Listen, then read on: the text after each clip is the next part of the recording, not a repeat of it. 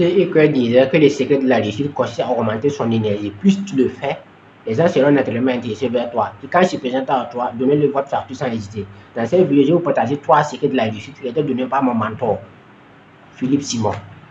Si vous venez de me découvrir, moi c'est Adama Saro. Dans chaque scène, je parle du business, je parle de l'intelligence financière et de la technologie. Si les mathématiques vous intéressent, sachez que vous êtes au bon endroit. N'oubliez pas d'activer la cloche de notification pour avoir les éventuelles vidéos que je partagerai sur la chaîne. Comme je le disais, T.E. disait que le secret de la réussite consiste à augmenter son énergie. Et plus tu le fais, les gens seront naturellement intéressés vers toi. Et quand je présente à toi, donne-le ta facture. La première secret de la réussite qui a été partagée par mon mentor Philippe Simon est épouser la psychologie de la réussite. Qu'est-ce que c'est que épouser la psychologie de la réussite? Parce que j'essaie de dire programmer ton cerveau uniquement pour la réussite. C'est pourquoi on parle de PNL. Quand on dit la PNL, la programmation neuro-linguistique. Voilà. Donc, tu dois programmer ton cerveau d'abord. Par exemple, si on prend le cas de ton téléphone, si tu mets le téléphone en langue arabe et puis tu veux envoyer un message, ça ne va pas passer. Voilà, le message que tu vas envoyer va forcément aller en langue arabe. Si tu mets ton téléphone en anglais et puis tu vas envoyer un message en anglais, et puis tu vas envoyer un message en français, ça ne fonctionne pas. Pour envoyer un message en français, il faut mettre le téléphone en français. Donc, la première étape, le premier secret de la réussite est d'abord épouser la psychologie même de la réussite. Voilà, pour ton cerveau maintenant, que coûte que coûte, vous voyez que tôt ou tard, d'une manière ou d'une autre, tu vas réussir. Donc, c'est pourquoi le milliardaire chinois, Jack Ma, le fondateur de Alibaba, disait que si tu ne vois pas la richesse dans ta conscience, tu ne verras jamais dans ton compte en banque. Tout ça, quand Jack Ma dit ça, il parle de la programmation du cerveau. Donc, le cerveau doit être programmé mentalement à recevoir, à avoir une certaine somme. Dès lors que le cerveau n'est pas programmé pour avoir une telle somme, même si cette somme vient à un certain moment de ta vie, tu vas le perdre d'une manière ou d'une autre. C'est pourquoi le premier secret de la réussite qui était partagé par mon mentor, Philippe Simon, est épouser le secret de la réussite.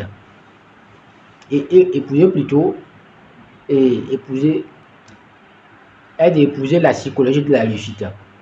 Le deuxième secret maintenant de la réussite que tous les grands hommes ont en commun est le désir ardent. Le désir ardent, Napoléon Hill dans son livre Think and Grow Rich, Réfléchissez et devenez riche, a parlé de désir ardent, qui a fait que il a parlé du succès de Thomas Edison, il a parlé également de André Carnegie. En tout cas, il a parlé beaucoup de plusieurs hommes qui ont atteint un certain niveau dans la vie, et il s'est rendu compte que la plupart de ces hommes avaient un désir ardent, ils avaient soif de réussir. Et c'est cette soif qui les a permis d'aller là où ils sont aujourd'hui. Si on prend l'exemple également du fondateur de Alibaba, Jack Ma, cet homme, il avait la rage de réussir, il avait la soif, le désir ardent. Même Alibaba n'est pas son premier projet. Il a d'abord lancé beaucoup de projets, puis ça a échoué. Voilà, le dernier projet qu'il a lancé maintenant, c'était Alibaba en 99. Même malgré ça, au début, il a souffert. Il y a les premières années, deuxième année, troisième année, tout ça, famille m'avait dit de lâcher le projet. Même tous ses amis qui l'ont parlé, tous les amis ont dit que Jack, c'est la pire idée que tu as eu dans ta vie. Il y a un seul ami qui l'a dit que Jack, fais-le, si ça ne marche pas, tu recommences à zéro. Donc, tous les amis ont dit que ce n'est pas un bon projet. Mais le gars, il avait le désir ardent de réussir, ce qui n'a pas empêché d'être l'homme qu'il est aujourd'hui. Donc, même si on prend le cas d'exemple, comme les gars, comme les Bill Gates, quand Bill Gates lançait Microsoft, qu'est-ce qu'il disait à l'époque? Look at how I gonna control the world ambitiously. Regardez comment je vais contrôler le monde dans quelques décennies. Allez à où je vous parle, Microsoft c'est planétaire pour vous montrer le désir ardent. Donc, quand quelqu'un a un désir ardent, il est convaincu à 100% qu'il va réussir, peu importe ce que vous allez faire, peu importe les circonstances de la vie, il va forcément réussir. Donc, tous les milliardaires en commun que nous avons, même en Afrique, on peut citer l'exemple de Aliko Dangote, des Mbaye du Sénégal, des Mohamedi Bongo du Burkina et Idrissa Nassa aussi du Burkina Faso. On peut également prendre l'exemple de Bertin Kofo du Cameroun, Dr Alain Paul Foucault, président Afrique Lesbien, les Mbabaka Gom. Donc, tous ces hommes ont un point en commun qui est le désir à la soif de réussir. Donc, dès lors qu'un individu a atteint le niveau du désir ardent, cette personne devient inarrêtable. Peu importe, d'une manière ou d'une autre, il va réussir. Même s'il échoue comment, il va se relever et puis continuer. Peu importe les échecs. Et d'ailleurs, les échecs même vont le forger même à ce qu'il réussisse. C'est pourquoi Winston Churchill disait que la réussite, c'est de promener d'échec en échec tout en restant enthousiaste.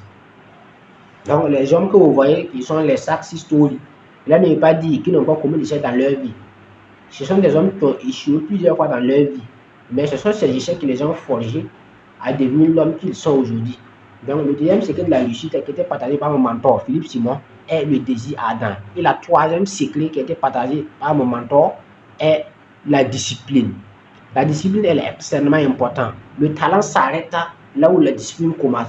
Cela veut dire que quel qu'en soit le talent que tu as, quel en soit ton talent, dès lors que tu n'as pas la discipline, tôt ou tard, d'une manière ou d'une autre, tu vas abandonner. Voilà. Donc, c'est pourquoi le docteur Colin Novici disait que le talent s'arrête là où la discipline commence. La discipline est plus importante que le talent. Tu peux avoir le talent, mais dès lors que tu n'es pas discipliné seulement, le talent ne va pas aller nulle part. Peu importe, que ce soit dans l'entrepreneuriat, que ce soit dans les sports, même dans la musique. Regardez les grands joueurs qui ont persévéré, qui ont eu une carrière sur le long terme. Ce sont des joueurs qui ont ce qu'on appelle la discipline. On va prendre l'exemple de Cristiano Ronaldo. Cristiano Ronaldo est l'un des joueurs les plus disciplinés au monde. C'est ce qui fait le succès de Cristiano Ronaldo. Même chose que Lionel Messi. Lionel Messi est l'un des joueurs les plus disciplinés au monde, sur tous les plans. Mais les joueurs qui n'ont pas allé loin, c'est la discipline.